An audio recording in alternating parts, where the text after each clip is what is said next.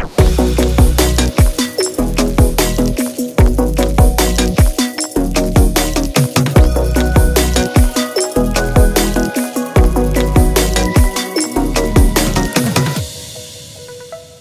everyone, and welcome to Selector Pro Music Forum. My name is Dartsya Tarkovska. I'm a co-founder of Music Expert Ukraine, and I will be your moderator for the next panel. So we are going to talk about strategic management of your music team, and honestly, I'm quite excited about it because I know a lot of talented, amazing DIY artists who are willing to turn their hobbies into a full-time job, and yet they need to figure out not only the creative part, but also the business part. So throughout this panel, we will try to give you tips and tricks how to do that, and maybe you will find this helpful. So I'm very pleased to have amazing guests today. That would be Ellie, Ben, and Alif. And I think it makes sense to start with a quick round of introduction, and I will let our speakers do that independently. So, Ellie, would you like to begin? Hi, I'm Ellie Giles. I run a company called Step Music Management. I've been managing for about 10 years now. And I did a Gallup test, which I don't know if anyone's done before at Christmas because I was bored. I had some time off work, and my top strength was strategy, funnily enough. Wow, so you're in the proper place now. Amazing. Ben, would you like to go next? No problem. Hi, everyone. My name's Ben. I am entrepreneur and outreach manager at the Association of Independent Music in the UK, which is also known as AIM. We represent the rights and or generally just represent the independent sector within the UK marketplace, right, which makes up 26% of the industry market. I also run my own management company, production company, and record label called Unstoppable Music, where I work with artists, producers, and songwriters. Amazing. Alif, your turn. Hi, everyone. Actually, seeing all the other panelists, I'm on the other side of the whole story. I work on the promoter side. I'm a programmer and booker in Turkey. It's almost my 22nd year.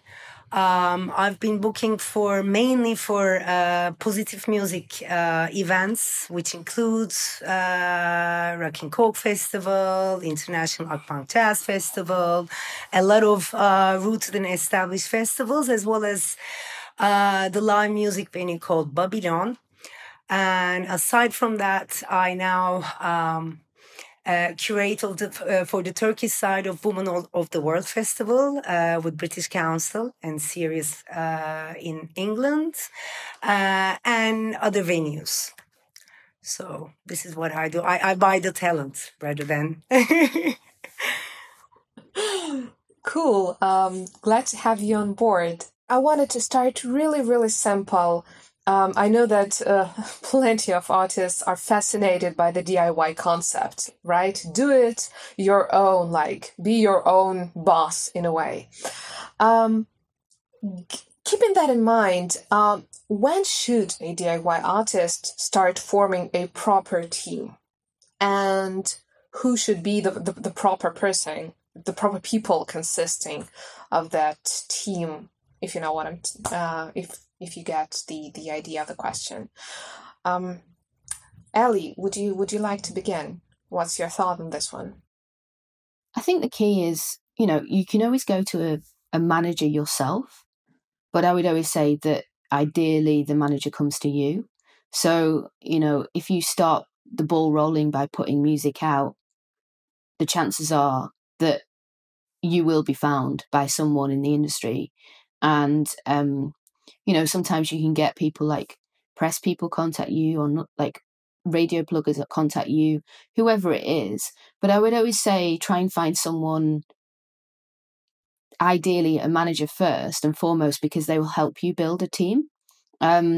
and also someone you trust. I think that's really, really vital. So I think it's just getting movement first yourself, and like, I would hustle. It's about hustle. It's about kind of putting yourself in position. So, if you're based in the Ukraine and you think that you've got a good chance of getting into a different market, then get the contacts for that blog or that radio station and just send emails. And then once you get that moving, people will start going, oh, who are they? What are they doing? So I think it's just getting some kind of movement will bring people to the table. Yeah. Ben, do you agree with that? Yeah, for sure. I think the question, there's context to the question. So I think it depends on the type of artist you are and where you're at in your journey. To be quite honest with you, I think if you're starting out and you're right at the very beginning, then my advice is just get on with it yourself. It's not about trying to get a manager, or if you are, maybe you've got a mate that can be your manager, a friend that can come in and work with you, and they might not have music experience, but they're hustlers.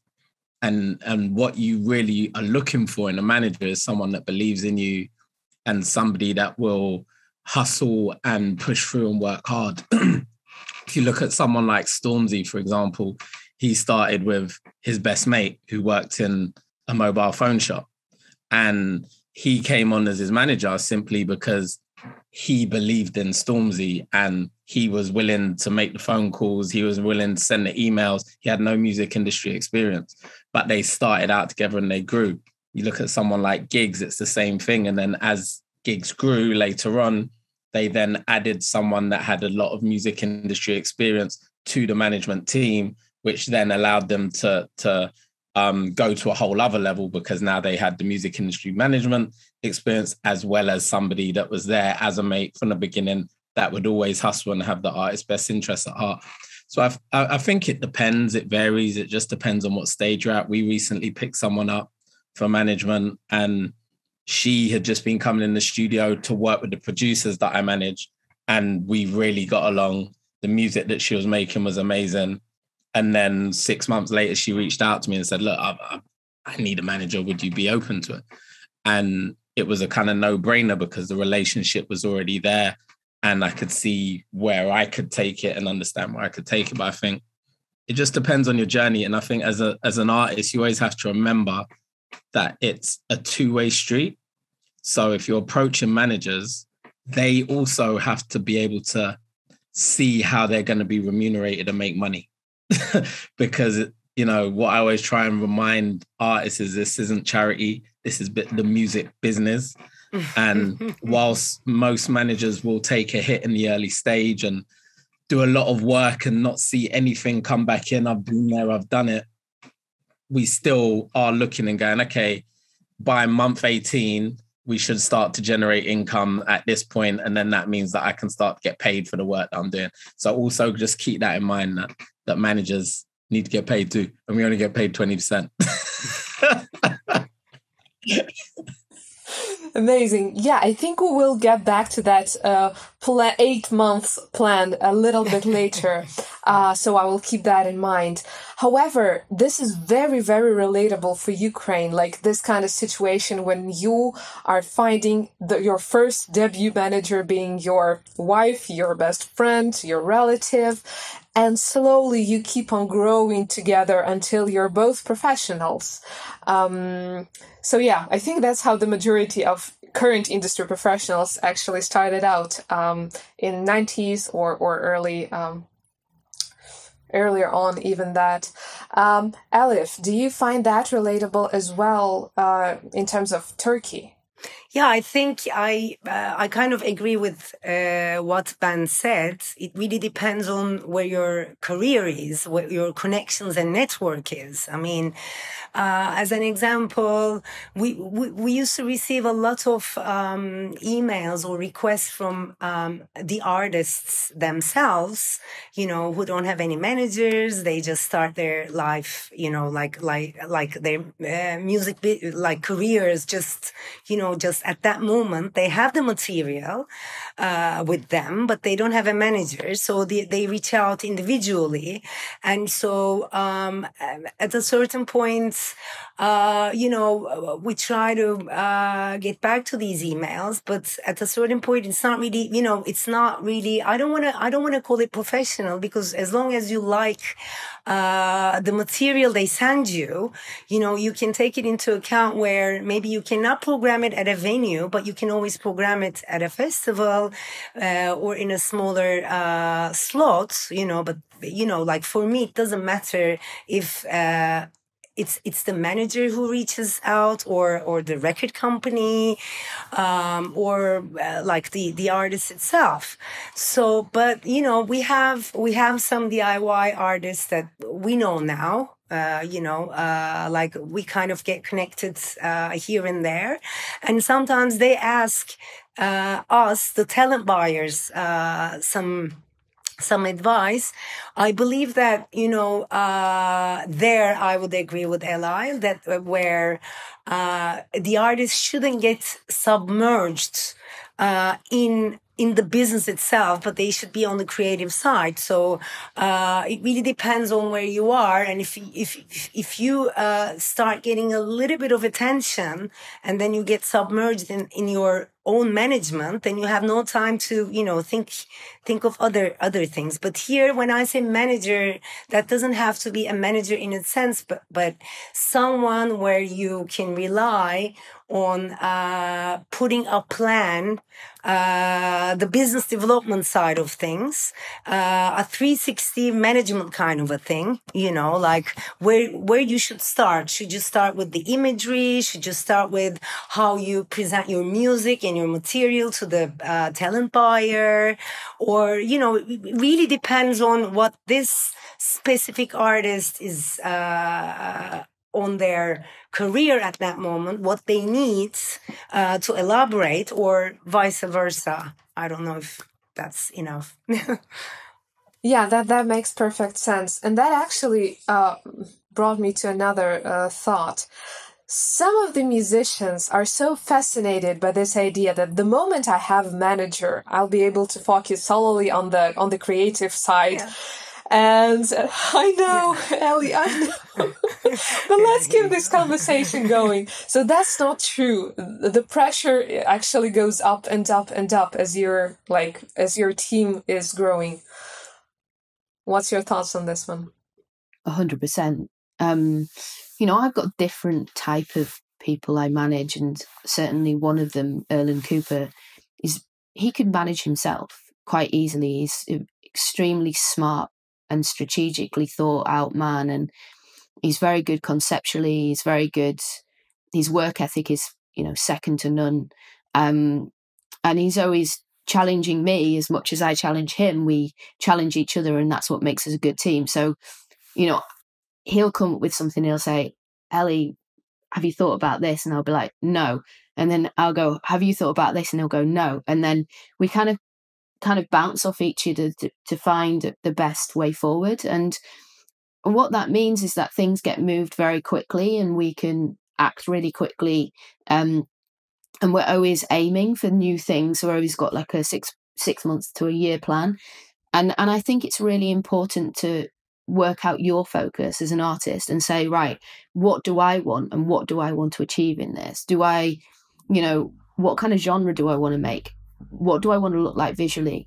How is that all going to fit together? And then I think, as that goes on, you'll find more strategic things that you want to be putting in place and more plans you want to be putting in place. But yeah, it just gets harder. It doesn't get easier. And I think, now as well, you've got to be on social media, and that's a lot of work. It's a hell of a lot of work. And if anyone says it isn't a lot of work, it is a lot of work. Communicating with your fans, as well as, making music, and playing shows. And yeah, so it gets harder and harder and harder. You've just got to have a very good work ethic. That's really crucial. Okay. Okay, Ben, what's your opinion on this one? Is there a way for the artist to feel completely comfortably isolated from the management stuff and doing just the creative part and that's it? I think it depends on the manager. Like 99.9% of managers will say no. that artists need to be more engaged in that. But there's a small, very, very, very small percentage that won't mind if the artist goes and just focuses on the music. I think in 2022 now, as Ellie's already mentioned, an artist has to be a lot more engaged in what it is they're doing. I always liken it. I like sports analogies, so I always liken it to like being an Olympic athlete. Okay, so if you're spending all that time training and you're on the track and you're running, your objective is to get to a gold medal, right? So then you get to the actual Olympics. That's your management. You still have to get through all the heats. You still have to get to the final, and you still have to run a really good race in order to get to that medal. And it's the same with music. It's like you have to do the work yourself, then you get your management on board. But just because your management are on board, it doesn't mean that the work stops. You still have to keep on working in order to get to that gold medal.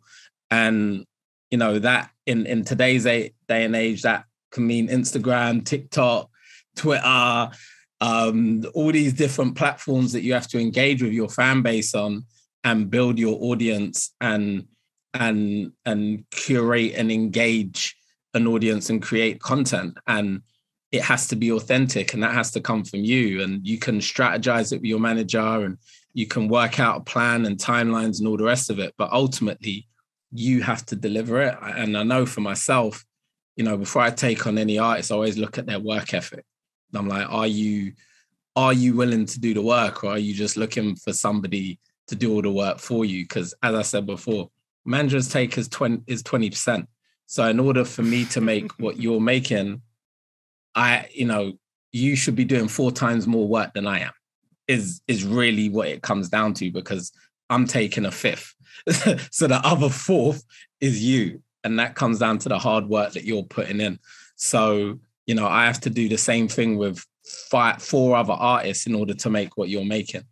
So when you put it into that context, the artist has to do a lot of work.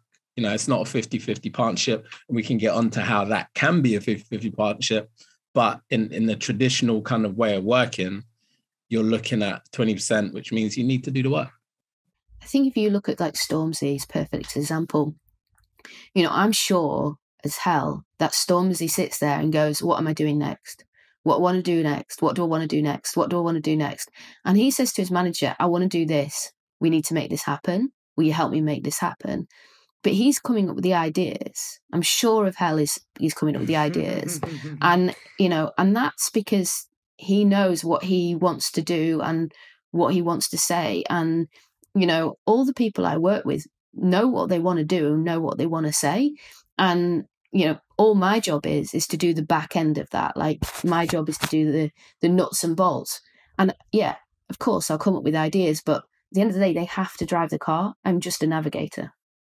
Facilitator. I always say our role is to facilitate.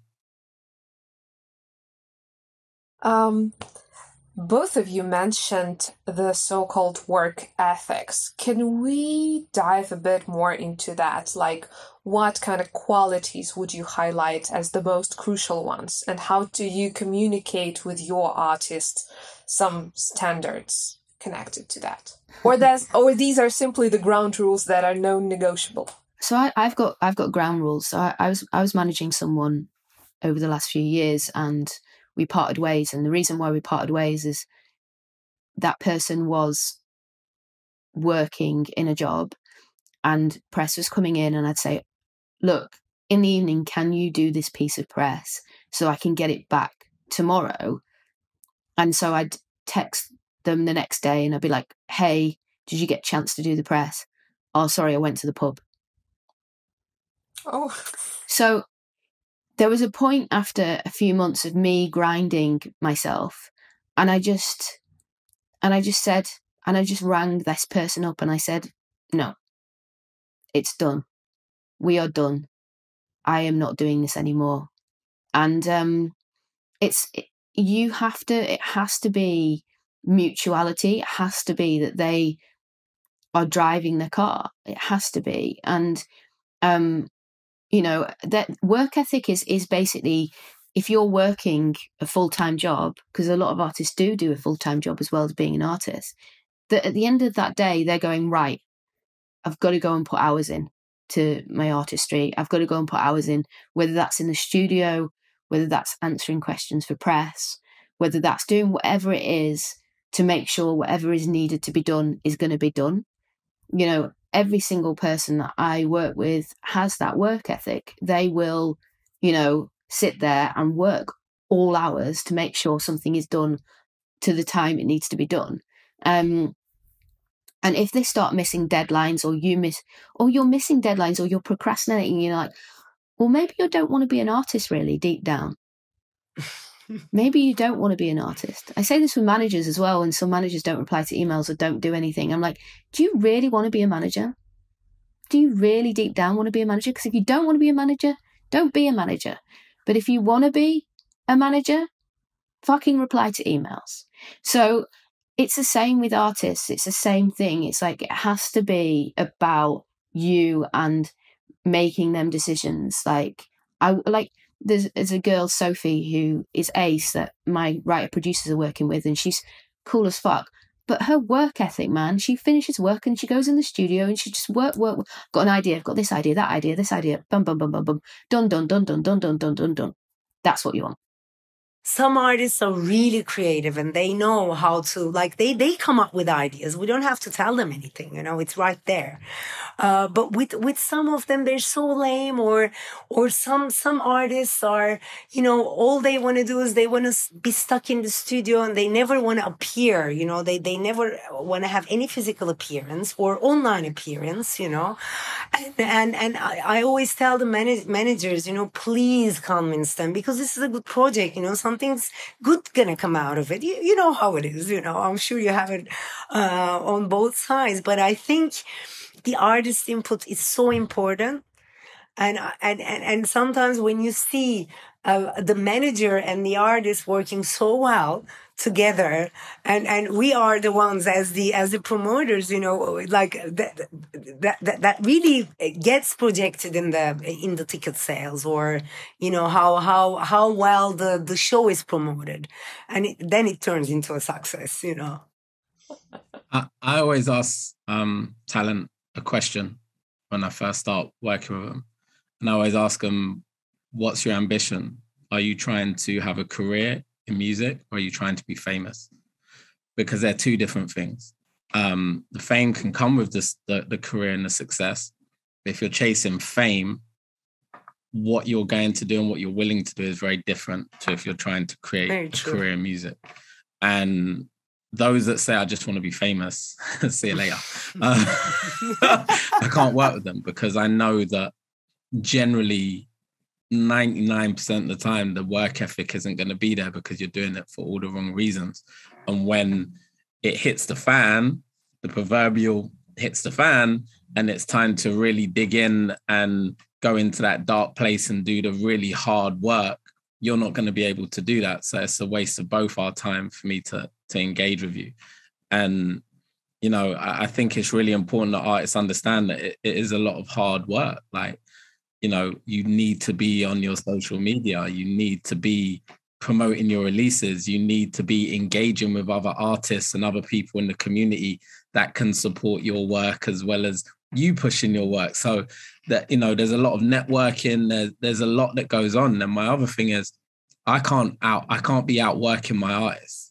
I do 18-hour days, but I do that across all my talent, and I do other things as well. So, if I'm doing 18-hour days and you're telling me, I can only do 7 hours, well, this isn't going to work, is it? I had a producer, the producer I look after, when we first started working, their level of hunger was such that one of them was an Uber driver. And what he would do is take his laptop with him, and in between jobs, if there was stuff that I needed, he'd pull over and he'd do that in the car on the passenger seat. And he was like, Ben, my passenger seat is my studio.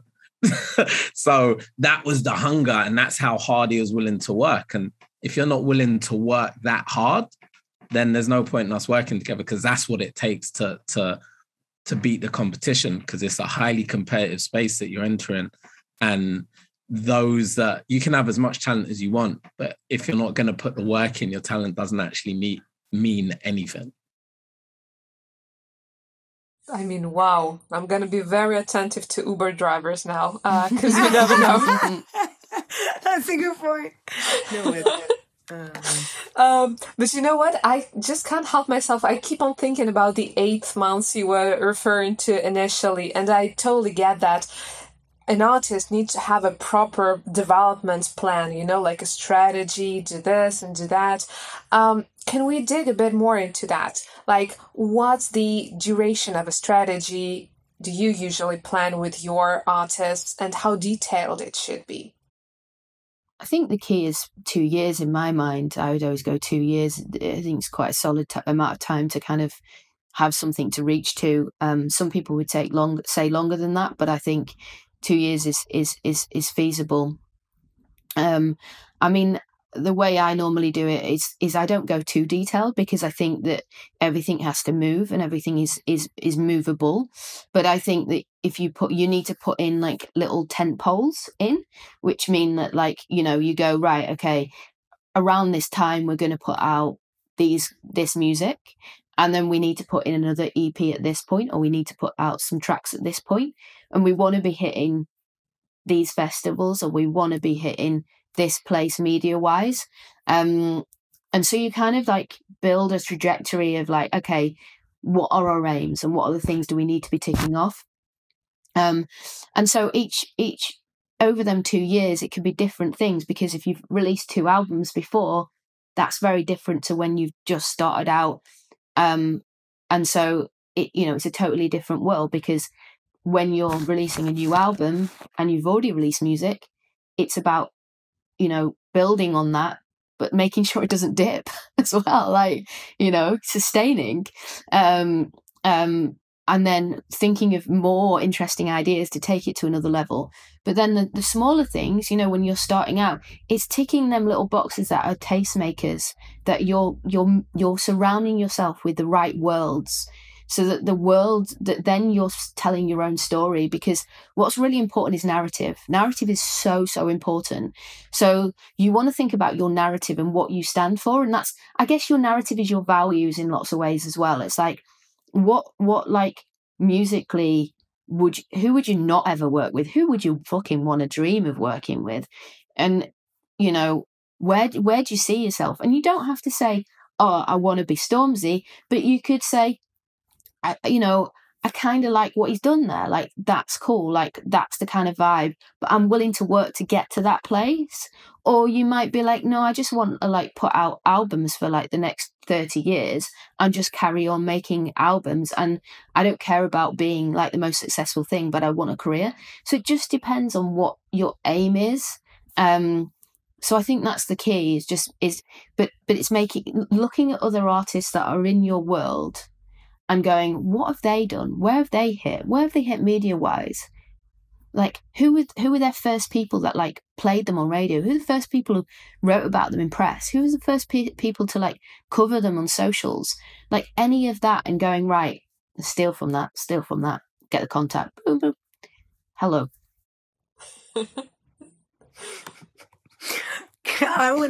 Can I step in and ask these two a question? Because I really like what you just said. I just wanted to have your opinion as two managers, like to start with what we just said. Let's say if you find an artist that you really like, and it's a DIY artist, they're at the beginning of their career, and you think that they're very talented, they're very talented, that they can do very well. But if let's say, as managers, your point of view or your 2-year plan or what you foresee for them doesn't really match with, it can be work ethic. I mean, work ethics, let me put it aside, because that could be the real deal breaker, but you really believe in that artist. What would you do if your planning of the career doesn't really match, and if you think like you cannot convince them, what do? You just let them go, or do you work on I'll it? let Ben I don't answer know. that one. You know what it is. I'm curious. It's I find it such a hard career management. You know what it is. It's for me, before I work with anyone, and irrespective of how talented I think they are, how much of a fan of them I am, how good their music is. For me, it boils down to and I've learned this the hard way, because in management you get burnt. So I've learned my lesson. It comes down to principles. And I only work with people that have shared values and shared principles now.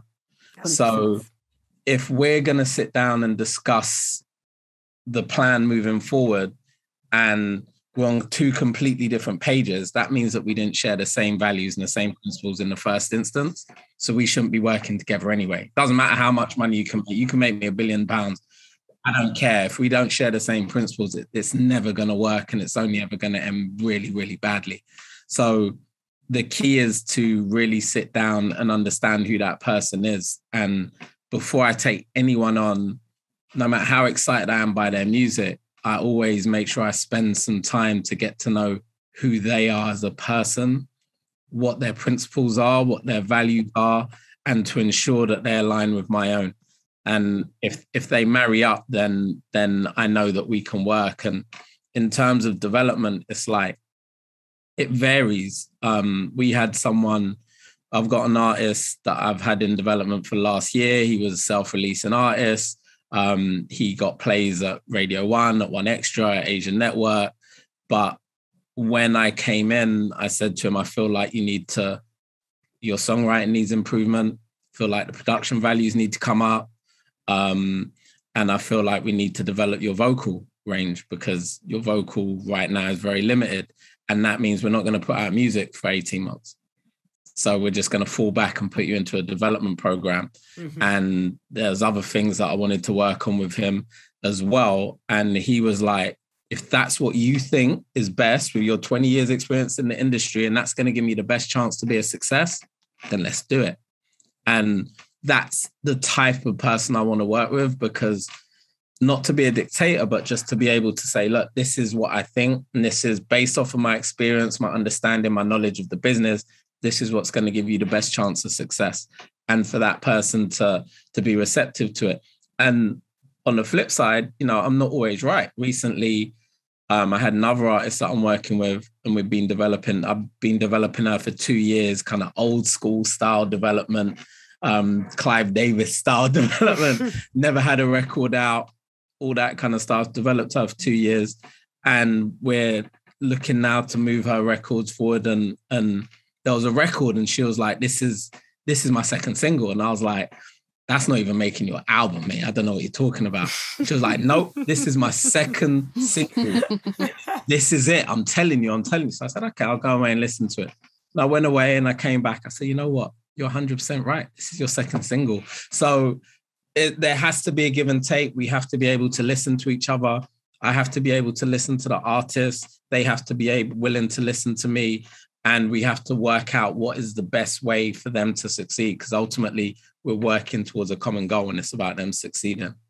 Yeah, you build a plan together. That's the key, and sometimes it might be slightly out, but when Ben said, he thought they needed to go into development, it might be slightly out, but equally, if they trust you and they respect you and they know that your aims are the same, then the chances are they'll listen to you. Because and the same when an artist turns around to you and says, "You're wrong and I think this," and I'm like, and I'll always, and sometimes there's a moment where you kind of disagree, and then I'll be like, okay, no, because I'm good at listening, I'll be like, okay, let me think about this and I'll come back to you. And sure as hell, they're normally right. But then I'm normally right about the business thing, and they're normally right about the creative side of things, because I only work with people who really understand what they're doing and what they're trying to achieve. musically and artistically. So, you know, and I think that's really, I think that's what I admire. Like it's a team. Like it should be a team. Like, and you know, I always think you should be thick as thieves with the person that you're like managing, like, because you know, it's like someone said to me once, it's like Meet the Fuckers, if you've ever seen that film, where you're in the middle, and then all around are all the people around you, and it's like, you know, the principle is that like you and the artist are like the middle, and then everyone else you can give or take anyone else. I mean, they're still fucking integral, but at the end of the day, you should be like that. Yeah, on the same page. Yeah. Thank you. Yeah, it's gotta be. Yeah, man, like totally gotta be. Yeah. I think you're completely right. Like you have to be so close and understand the talent so much. There's a psychology level to it. So you understand what they're gonna do before they do it as a manager. Oh, like I keep thinking I should do a psychology degree, because I'm like, okay, I know you're going to do this, you're going to respond like this, you're going to respond like that. You have to get inside their heads. And, you know, I think for me as well, because I'm quite on the creative side, it really does take a lot of trust, because the talent I manage, they have to trust my creative ear as well as my business aesthetic. So, for example, Chantel, the girl who we had in development for 2 years, when we started working with her, I said, I don't want you to sing in your chest voice anymore. I want you to sing in your head voice. And she was like, what are you talking about? I've been singing in my chest voice my whole life. That's where I was like, no, I've heard a note. And in your head voice, that is gold for radio. And she was like, I don't know about this, but she went in the studio and she did it. And there was a lot of friction between us for about 2 or 3 months. Now, 2 years on, she's like, I can't believe I ever sang in my chest voice. This is I sound amazing. Everyone tells me I sound amazing. But she had to, it was hard, but she had to trust that actually is where she needed to be in order to get to where she wants to go. And now she can't even imagine like singing the whole song in her chest voice. It just doesn't make sense to her. It's true. Mm. Yeah, there's a lot of trust there that has to be built and taken on. Yeah, because I had a similar situation with a girl in the States. She, we ended up not working together because she was based in LA, and it was just the time difference was just killing me. And she had like an incredible voice, but every single song she sounded different. And I was like, you've got to choose a tone. Choose a tone that you want to sing in for just a short period of time to build what you want to do. And she said to me about a year later, she signed to Atlantic in the end, and in the States, and she's doing very well for herself. Actually, she's writing for like John Legend and Leanne Rimes and big people. And she said, you know what, there's a really great piece of advice. And she said, you were right, you know. So at the end of the day, it's like, you know, they are the artist and they will know majority of the time what they're doing, but you're there to also challenge them in the nicest possible way without being a dickhead, because you don't want to be a dickhead. So yeah, I think that's you know. Thank you. You know what? With that being said, I still like kind of trying to put all the pieces together. So now that we came up to this idea that we need to be very in line with the artist needs, with the management needs, and there's definitely need to be the chemistry and a psychology degree to put everything together. Yeah. Assuming we crafted the strategy, I assume what leads to that, what actually follows, is the budget and the plan for the expenses and the profits. Is that right? Do you do any planning with in this kind of field? Financially? Mm-hmm. It depends where your position is, right? In regards to, normally once it gets to a certain level, you get an accountant and they would help you financial plan. But certainly it's worth doing a kind of rough financial plan, certainly. Like, I'm part of the MMF, which is the Music Managers Forum, and we have a thing called Accelerator for younger managers to get on board, and they have to business plan to get onto the course. And so that business plan is really important, because it's basically knowing what you're going to get in, but also it's looking at what the artist is going to get in. So you've got like, you've got your paydays from, we have like a PRS and a PPL, which is the master and the publishing the master side.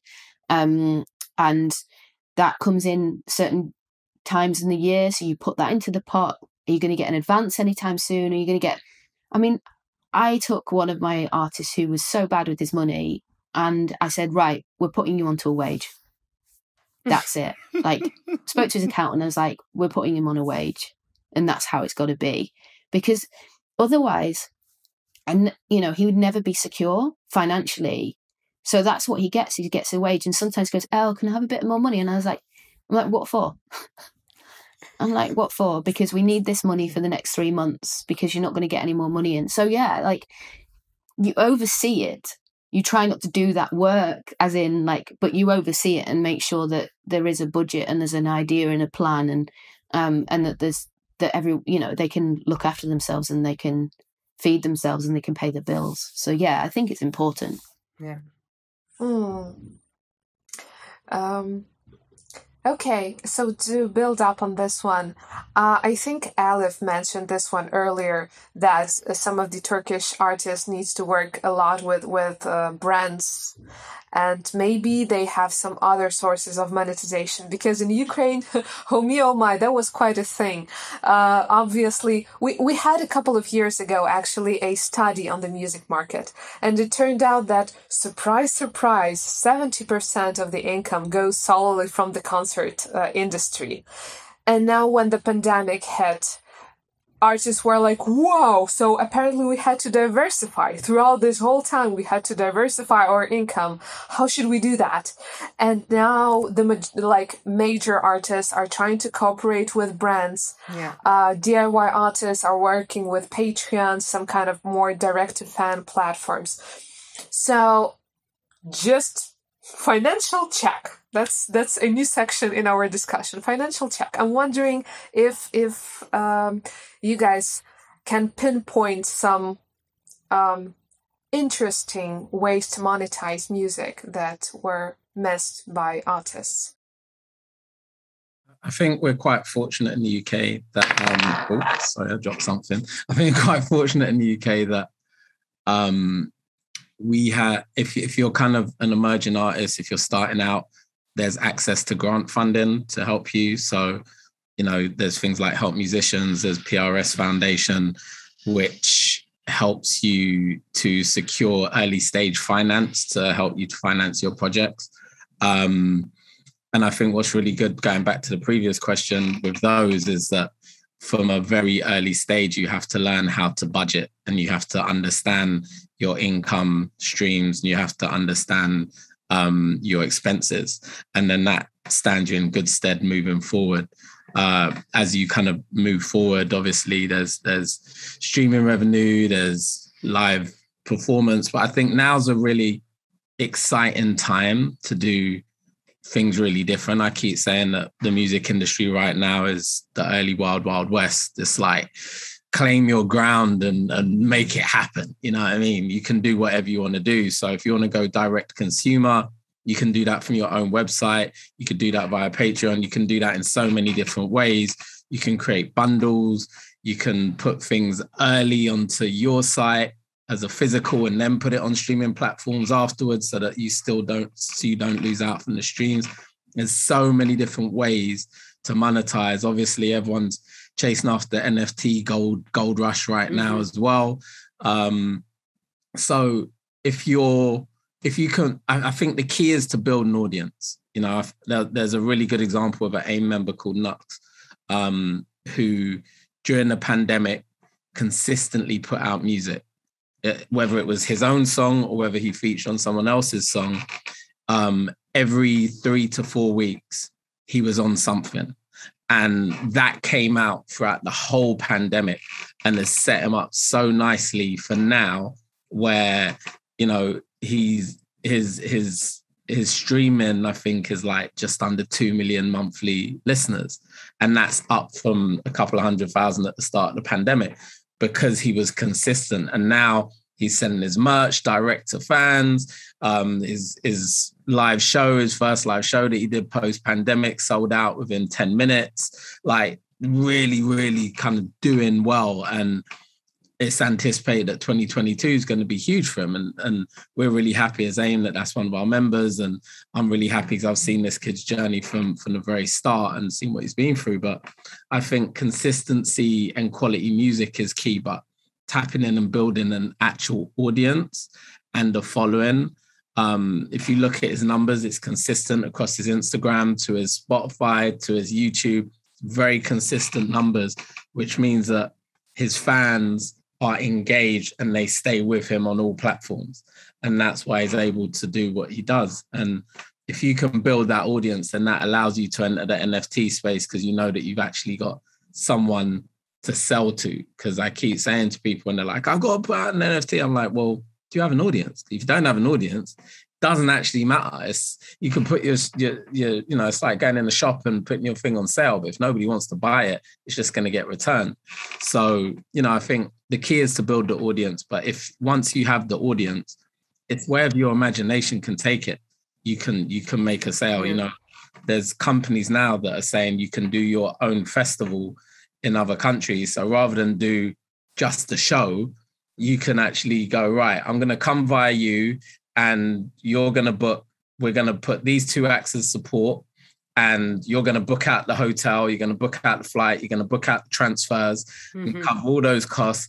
And then we're going to take whatever profit. And there's companies that are doing that now. So wherever your mind can go is what you can do. So it's just up to you, really.